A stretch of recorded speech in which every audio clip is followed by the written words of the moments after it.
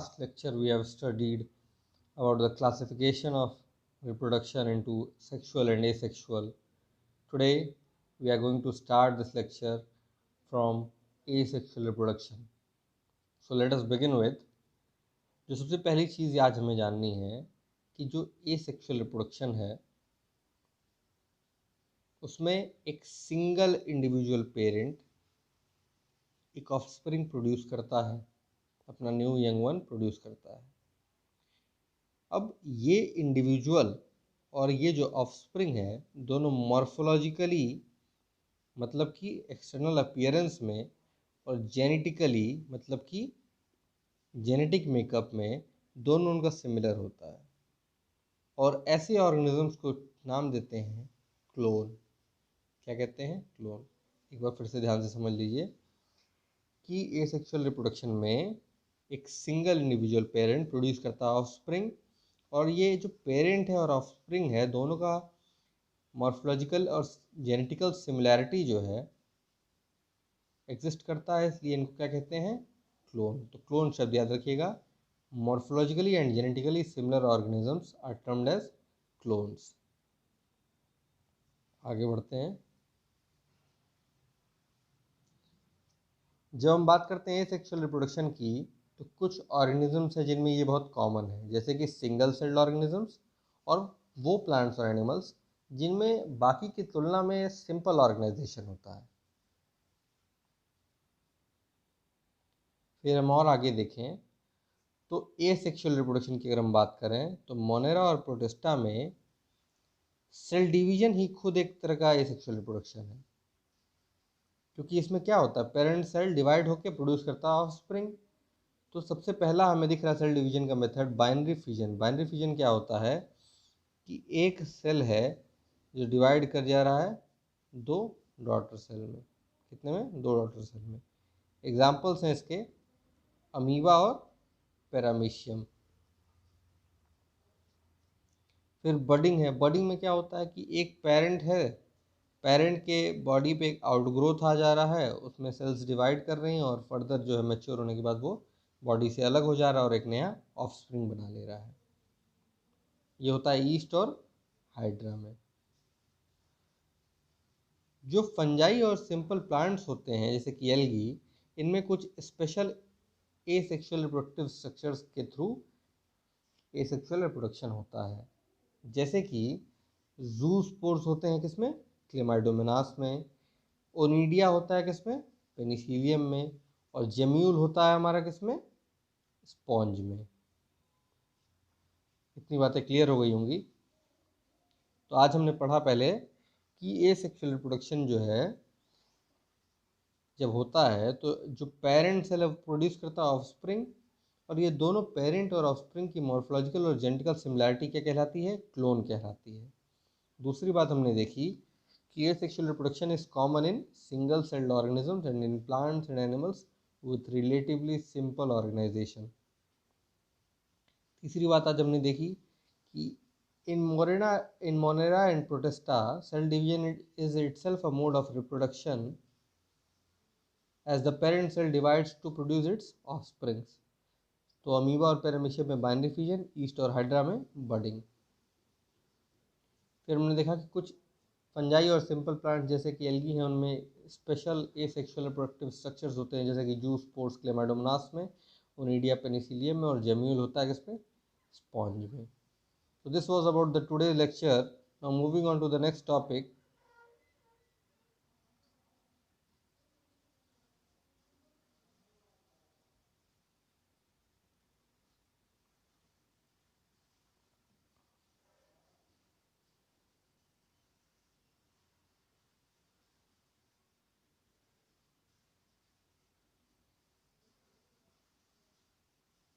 अब हमें दो नए शब्दों के बारे में सीखना है। एक शब्द है हमारा इंसिस्टेशन और दूसरा शब्द है हमारा स्पोरुलेशन। आइए इसके बारे में हम समझते हैं कि मान लीजिए एक ऑर्गेनिज्म है अमीबा। इसका जब अनफेवरेबल कंडीशन रहेगा मतलब कि एडवर्स कंडीशन रहेगा, मतलब कि प्रतिकूल रहेगा इसके कंडीशन, तो ये क्या करेगा? ये अपने बॉडी के अराउंड 3 लेयर की हार्ड कवरिंग सिक्रीट करेगा। इस हार्ड कवरिंग को कहते हैं सिस्ट। तो अनफेवरेबल कंडीशन में, एडवर्स कंडीशन में अमीबा अपनी बॉडी के चारों तरफ 3 लेयर सिक्रीट करेगा, जिसको हम कहते हैं सिस्ट, और इस प्रोसेस को कहते हैं क्या, इंसिस्टेशन। तो ये बात समझ में आ गई होगी। फिर जब फेवरेबल कंडीशंस रिटर्न कर जाएंगे, वापस आ जाएंगे, तो ये जो इंसिस्टेड अमीबा है जिसने अपनी बॉडी के चारों तरफ 3 लेयर का हार्ड कवरिंग सिक्रीट कर दिया था, वो डिवाइड करेगा मल्टीपल फिजन के साथ। मल्टीपल फिजन क्या होता है, जहाँ एक सेल जो है वो कई सारे सेल्स में डिवाइड कर जाता है, इसी को कहते हैं मल्टीपल फिजन। और प्रोड्यूस करता है क्या, कई सारे अमीबा या फिर स्यूडोपोडियोस्पोर। इतने के बाद क्या होता है कि जो सिस्ट की वॉल है, सिस्ट की दीवार है, जो 3 लेयर की बनी हुई थी, वो बर्स्ट कर जाती है, फूट जाती है, और जो स्पोर्स हैं, सीडोपोडियोस्पोर्स, वो लिबरेट कर जाते हैं सराउंडिंग मीडियम में, ताकि वो ग्रो हो सकें। इतनी बात क्लियर है। तो ये 2 बातें थी, इंसिस्टेशन और स्पोरुलेशन की, ये बहुत ज़रूरी हैं, याद रखिएगा। अब जैसे कि हम एनिमल्स और बाकी सिंपल ऑर्गेनिजम्स में हम एसेक्सुअल टर्म यूज़ करते थे, वैसे ही हम प्लांट्स के केस में वेजिटेटिव रिप्रोडक्शन टर्म यूज़ करते हैं। एनिमल्स में हमने देखा था कि कुछ स्पेशल एसेक्सुअल रिप्रोडक्टिव स्ट्रक्चर्स थे जिनकी मदद से एसेक्सुअल रिप्रोडक्शन हो रहा था या फिर ऑफस्प्रिंग प्रोड्यूस हो रहा था। वैसे ही वेजिटेटिव रिप्रोडक्शन में, जो कि प्लांट्स में होता है, उसमें वेजिटेटिव प्रोपोग्यूल्स होते हैं, जो कि यूनिट्स ऑफ वेजिटेटिव प्रोपोगेशन है। इनको फर्दर कई सारे नाम दिए गए हैं, जैसे कि ट्यूबर या फिर आई होता है पोटैटो में, राइजोम होता है जिंजर और बनाना में, शकर होता है क्राइसेंथेनम में, बल्बिल होता है एगेव में, लीफ बर्ड होता है ब्रायोफाइलम में। फिर आगे हम बढ़ेंगे तो ऑफसेट होता है हमारा वाटर हायसिंथ में। ये सारे के सारे वेजिटेटिव प्रोपोग्यूल्स बहुत इंपॉर्टेंट है, इन्हें याद रखने की ज़रूरत है, तो याद रखिएगा। तो यहाँ हमने देखा कि अमीबा में कैसे इंसिस्टेशन और स्पोरुलेशन हो रहा था। साथ ही साथ हमने देखा कि प्लांट्स में जो है एसेक्सुअल रिप्रोडक्शन को क्या कहते हैं, और कई सारे वेजिटेटिव प्रोपोग्यूल्स के बारे में हमने देखा। आइए आगे बढ़ते हैं। अब खास बात हमें जाननी है एक शब्द है हमारे सामने, फ्रेगमेंटेशन। क्या शब्द है, फ्रेगमेंटेशन।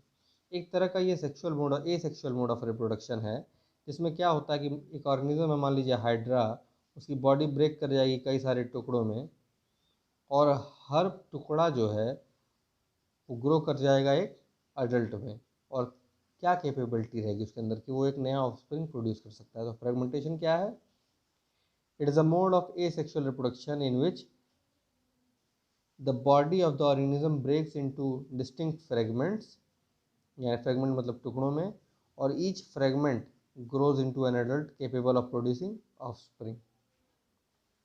ज़रूरी था ये जानना।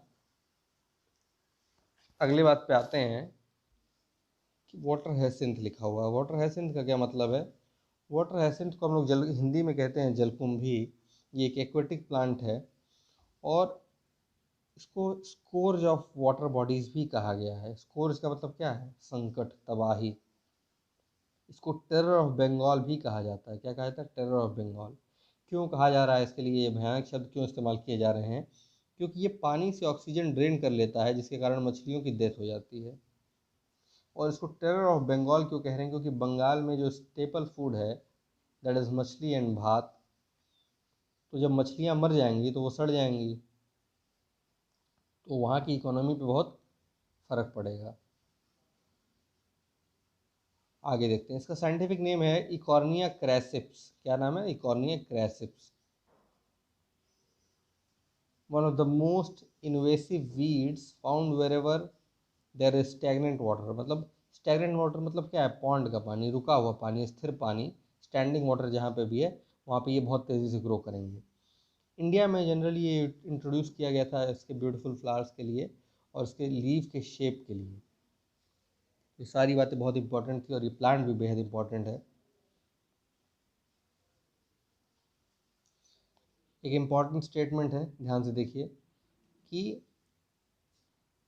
एल्गी और फंजाई जैसे ऑर्गेनिजम्स जिनका बाकी के कंपैरिजन में जो ऑर्गेनाइजेशन है वो बहुत रिलेटिवली सिंपल होता है, इसमें फेवरेबल कंडीशन में सेक्सुअल रिप्रोडक्शन होता है और जस्ट बिफोर द ऑनसेट, मतलब कि जब एडवर्स कंडीशन आने वाली रहती है, अनफेवरेबल कंडीशन आने वाली रहती है, तभी ये शिफ्ट कर जाते हैं किस पे, सेक्सुअल मोड ऑफ रिप्रोडक्शन पे।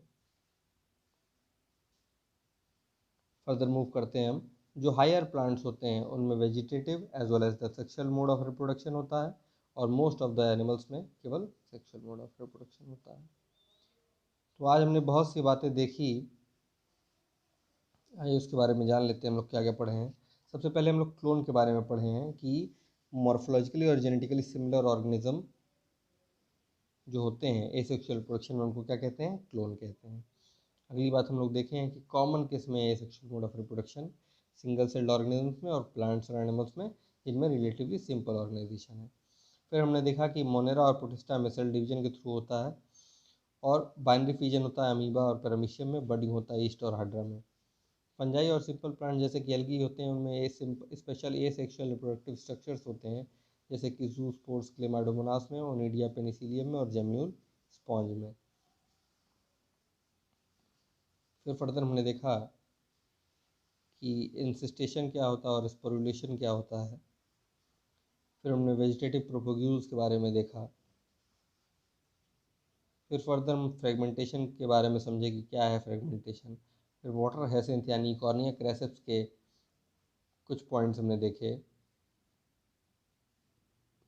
फिर हमने एक बहुत इंपॉर्टेंट स्टेटमेंट पढ़ा कि एल्गी और फंजाई में जब फेवरेबल कंडीशन होता है तो एसेक्सुअल रिप्रोडक्शन होता है, लेकिन जब एडवर्स कंडीशन आने वाली रहती है तो वो शिफ्ट कर जाते हैं सेक्सुअल मोड ऑफ रिप्रोडक्शन में। फिर हमने लास्ट में देखा कि हायर प्लांट जैसे कि जो बाकी जिम्नोस्पर्म्स एंजियोस्पर्म्स है उनमें क्या होता है कि वेजिटेटिव और सेक्सुअल रिप्रोडक्शन होता है, लेकिन मोस्ट ऑफ द एनिमल्स में केवल सेक्सुअल मोड ऑफ रिप्रोडक्शन होता है।